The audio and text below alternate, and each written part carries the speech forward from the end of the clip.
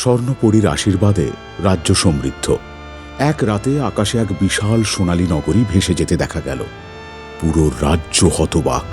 প্রাসাদের পুরনো গ্রন্থে লেখা, যখন মর্তে লোভ বাড়বে তখন আকাশ পুরী জেগে উঠবে, যোগ্য হৃদয়কে ডাকবে, অযোগ্যকে ধ্বংস করবে।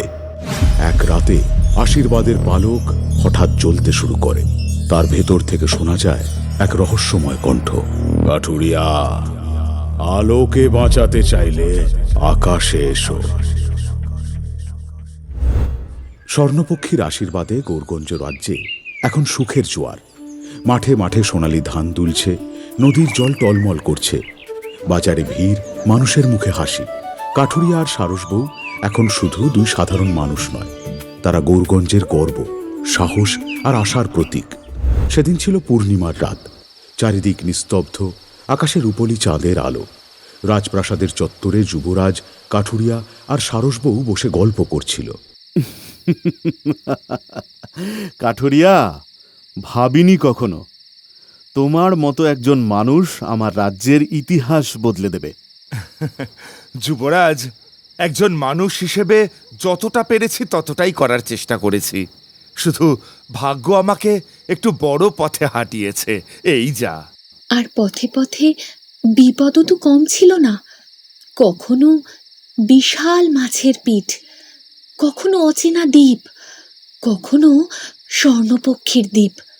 ভাবলেই এখনো গা শিউরে ওঠে। তবু তোমরা ফিরেছ, এটাই তো অলৌকিক। ঠিক তখনই হঠাৎ চারপাশের বাতাস থমকে যায়। প্রাসাদের দ্বীপগুলো একসঙ্গে কেঁপে ওঠে। দূরে কোথাও মৃদু বজ্রধ্বনি শোনা যায়, কিন্তু আকাশে মেঘের চিহ্নও নেই। ওটা ওটা কি? উত্তরের আকাশে এক বিন্দু সোনালি আলো জ্বলে উঠল। আলোটা ক্রমে বড় হতে লাগলো, আরো বড়, আরো উজ্জ্বল। তারপর যা দেখা গেল তা দেখে পুরো গৌরগঞ্জ স্তব্ধ হয়ে গেল। মেঘের বুকের ওপর ভেসে আসছে এক বিশাল সোনালী নগরী। আকাশ ছোঁয়া মিনার, ঝুলন্ত উদ্যান, স্ফটিকের প্রাসাদ, মেঘের উপর দিয়ে বয়ে চলা জলধারা, যা নিচে নামার আগেই কুয়াশা হয়ে মিলিয়ে যাচ্ছে। নগরীর চারিদিকে নীল বজ্রের বলয় ঘুরছে। এ আবার কেমন অলৌকিক জগৎ! এটা তো অসম্ভব। এ নগরী মাটির কোনো রাজ্যের নয়। নিশ্চয়ই এটা কিছু একটা ইঙ্গিত বহন করছে, কিন্তু কি? ঠিক তখনই কাঠুরিয়ার ঘরে রাখা স্বর্ণ আশীর্বাদের পালক হঠাৎ নিজে থেকেই আলো ছড়াতে শুরু করে। সেই পালক উড়তে উড়তে কাঠুরিয়ার কাছে ভেসে এলো।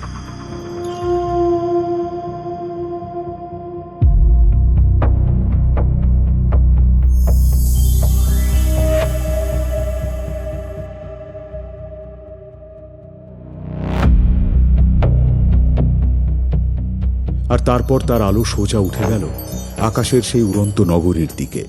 মুহূর্তের মধ্যে আকাশ কাঁপিয়ে এক রহস্যময় কণ্ঠ ভেসে এলো, গৌরগঞ্জের সাহসী পথিক, সময় এসেছে আবার পথ চলার।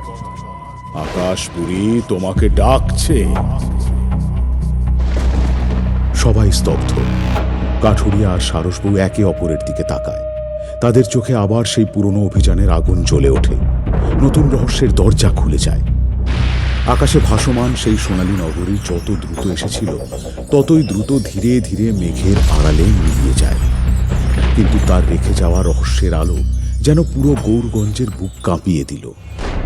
রাজপ্রাসাদের ভিতরে যুবরাজ, কাঠুরিয়া আর সারসবউয়ের চোখে ঘুম নেই। তিনজনই ছুটে এলো রাজপ্রাসাদের বহু পুরনো প্রাচীন গ্রন্থাগারে, যেখানে শত শত বছরের পুরনো পুঁথি, তাম্রলিপি আর রহস্যময় মানচিত্র যত্নে রাখা আছে।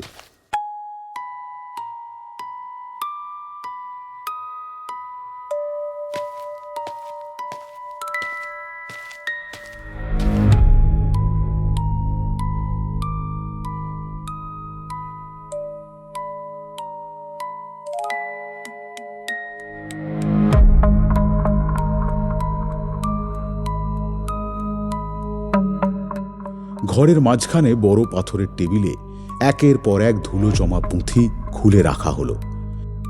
পিতার মুখে শুনেছি আমাদের পূর্বপুরুষেরা অনেক অলৌকিক ঘটনার কথা লিখে গেছেন, এইসব পুঁথি কিন্তু কোনোদিন খুলে দেখিনি, কিন্তু আজ দেখার সময় হয়েছে। নিশ্চয়ই এর মধ্যে ওই ভাসমান নগরীর কোনো উল্লেখ আছে। স্বর্ণপক্ষীর আশীর্বাদের পালক আলো ছড়িয়েছে, তার মানে এই রহস্যের সঙ্গে সেই দ্বীপের কোনো যোগ আছে। একটি প্রাচীন তালপাতার পুঁথিতে আঁকা মেঘের ওপরে ভাসমান এক সোনালী নগরী, চারপাশে বজ্রের বলয়, সামনে ডানাওয়ালা ঘোড়া, আর নগরীর মাঝখানে উঁচু স্ফটিক মিনার। ছবির নিচে অদ্ভুত অক্ষরে কিছু লেখা। যুবরাজ সেই লেখা ধীরে ধীরে পড়তে লাগল। যখন মর্তে লোভ বাড়বে, যখন আলোকে গ্রাস করবে ছায়া, তখন জেগে উঠবে আকাশপুরী। সে ডাকবে সেই হৃদয়কে, যে সাহসী, নিঃস্বার্থ আর সত্য পথের পথিক। আর এই ডাক অমান্য করা মানে মৃত্যু। আর যাকে ডাকা হবে তাকে আলোর সংকেত দেওয়া হবে। আলোর সংকেত দেওয়া হবে? তার মানে ওই সোনালী পালকের আলো আমাদের সংকেত দিয়ে গেল। হ্যাঁ কাঠুরিয়া, এই সংকেত তোমাদের জন্যই ছিল। তোমাদের যেতে হবে কাঠুরিয়া, সারসবউ, তোমাদের যেতে হবে। কিন্তু কিন্তু আমাদেরই কেন ডাকছে? যিনি ডাকছেন তিনিই জানেন। শুধু একটাই কথা জানি, তোমাদের যেতে হবে।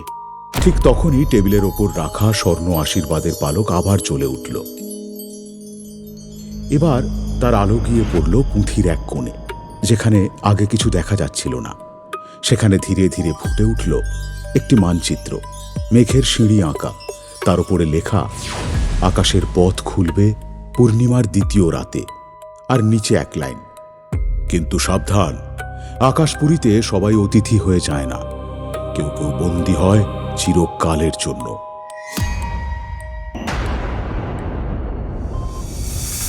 দ্বিতীয় পূর্ণিমার রাত।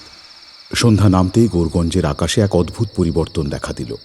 তারাগুলো যেন স্বাভাবিকের চেয়ে বেশি উজ্জ্বল, বাতাসে কেমন এক মিষ্টি শীতলতা, আর দূরে পাহাড় চূড়ার দিকে মেঘগুলো ঘূর্ণি খেয়ে এক জায়গায় জমাট বাঁধছে। যুবরাজ আগেই সৈন্য পাঠিয়ে পাহাড়ের পথ পরিষ্কার করিয়ে নিয়েছিলেন, কিন্তু তিনি নিজে আজ অদ্ভুতভাবে চুপচাপ। তার চোখে উদ্বেগ, কারণ তিনি জানেন আবার এক বিপজ্জনক অভিযানে যাচ্ছে কাঠুরিয়ার সারসবউ।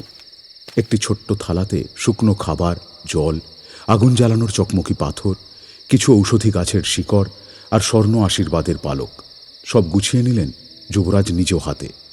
আগের বার সমুদ্র তোমাদের পরীক্ষা নিয়েছিল, এবার আকাশ ডাকছে। আমি জানি না ওপারে কি আছে, কিন্তু একটা কথা জানি, তোমরা ফিরবে। আপনার বিশ্বাসই আমাদের শক্তি, যুবরাজ। যদি আমরা ফিরে আসতে পারি, তাহলে সেই গল্প সব বলবো যুবরাজ। যাবার সময় এমন কথা বলতে নেই সারসবউ। যদি কেন বলছো? তোমরা নিশ্চয়ই ফিরবে, আর তোমাদের মধ্যে সেই সাহস আছে। আর তা না হলে আকাশপুরী তোমাদের ডাকতো না। এখন চলো, না হলে সময় চলে যাবে।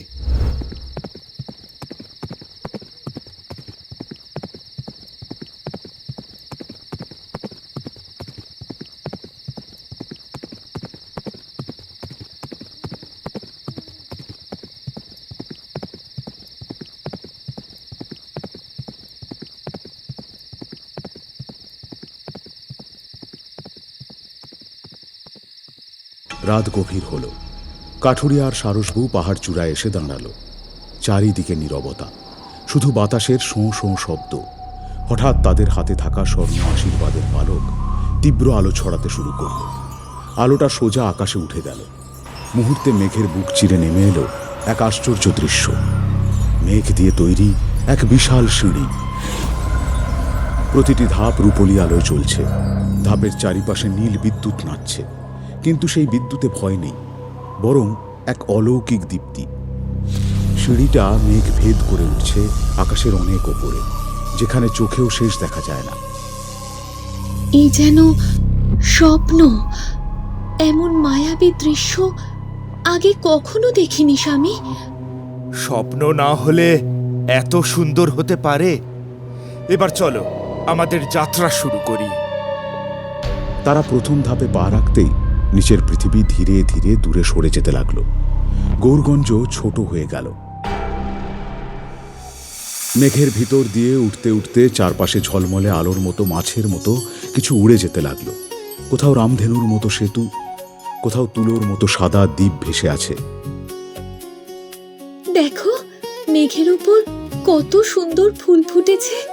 আর ওই দেখো, ওটা কি পাখি নাকি আলো?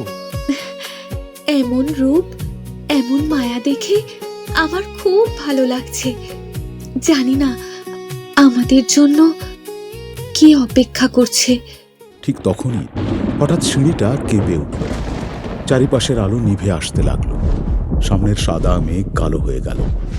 তার ভিতর থেকে ধীরে ধীরে বেরিয়ে এলো এক বিশাল কালো ডানাওয়ালা ঘোড়া। তার চোখ দুটো নীল আগুনের মতো জ্বলছে। ডানার ঝাপটায় বজ্রপাত হচ্ছে। তার পিঠে বসে আছে এক মুখ ঢাকা যোদ্ধা, হাতে লম্বা বর্ষা। সে বজ্রকণ্ঠে বলল, থামো! আকাশপুরীর পথে কারা উঠছো? পরিচয় দাও, নইলে এখানেই পতন হবে তোমাদের। কালো ডানাওয়ালা ঘোড়াটি মেঘের ওপর খুর রাখতেই চারিদিকে বিদ্যুতের রেখা ছুটে গেল। তার নিঃশ্বাস থেকে বেরোচ্ছে ধোঁয়ার মতো নীল আগুন। পিঠে বসে থাকা মুখ ঢাকা যোদ্ধার শরীরে রূপলি বর্ম, কাঁধে বজ্র চিহ্ন, হাতে দীপ্তিমান বর্ষা। তার চোখ দুটো মুখোশের আড়াল থেকেও জ্বলছে। মেঘ সিঁড়ির পথ একেবারে আটকে গেল। উত্তর দাও, তোমরা কি লোভে এসেছো? ক্ষমতার আশায় এসেছো নাকি নাকি আকাশপুরীর গুপ্তধনের লালসে? আমরা কোনো ধনরত্নের লোভে আসিনি। আমাদের ডাকা হয়েছে, তাই এসেছি। যদি কারো উপকারে আসতে পারি তবেই আমাদের যাত্রা সার্থক। ওরম সবাই মুখে ভালো কথা বলে, কিন্তু তোমাদের প্রমাণ দিতে হবে। প্রমাণ চাও? আমরা সমুদ্রের মৃত্যু ফাঁদ পেরিয়ে ফিরেছি। নিজেদের প্রাণের চেয়ে রাজ্যের মঙ্গলকে বড় ভেবেছি। যদি সন্দেহ থাকে, আমাদের হৃদয় দেখো। একথা বলতেই কাঠুরিয়ার হাতে ধরা স্বর্ণ আশীর্বাদের পালক উজ্জ্বল হয়ে উঠল। তার আলো ছুঁয়ে গেল প্রহরীর বর্ষা। মুহূর্তে বর্ষার মাথায় বজ্রের বদলে ফুটে উঠল সোনালি আভা। প্রহরী যেন কেঁপে উঠল। সে ধীরে ধীরে মুখোশ খুলল।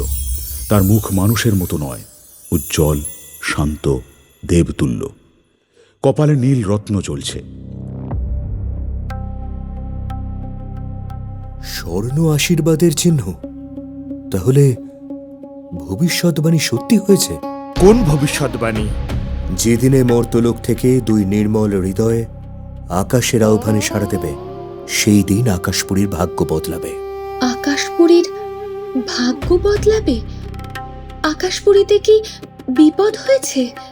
আকাশপুরীর হৃদয় দিব্য মেঘমণি চুরি গেছে, আর সেই শক্তি ছাড়া আমাদের নগরী ধীরে ধীরে আকাশ থেকে নিচের দিকে নামতে শুরু করেছে। মেঘ শুকিয়ে যাচ্ছে, আলোর নদী থেমে যাচ্ছে, আর ওই উড়ন্ত অশ্বগুলো দুর্বল হয়ে পড়ছে। দিব্য মেঘমণি চুরি গেছে? কে চুরি করেছে? এক অন্ধকার জাদুকর, নাম তার মেঘাসুর। সে থাকে বজ্র পর্বতের ওপারে কালো মেঘের দুর্গে। ঠিক তখন দূরের আকাশে বজ্র চমকাল। কালো মেঘের ভিতরে এক বিশাল ছায়ামূর্তি চোখ খুলল। তার হাসির শব্দে আকাশ কেঁপে উঠল।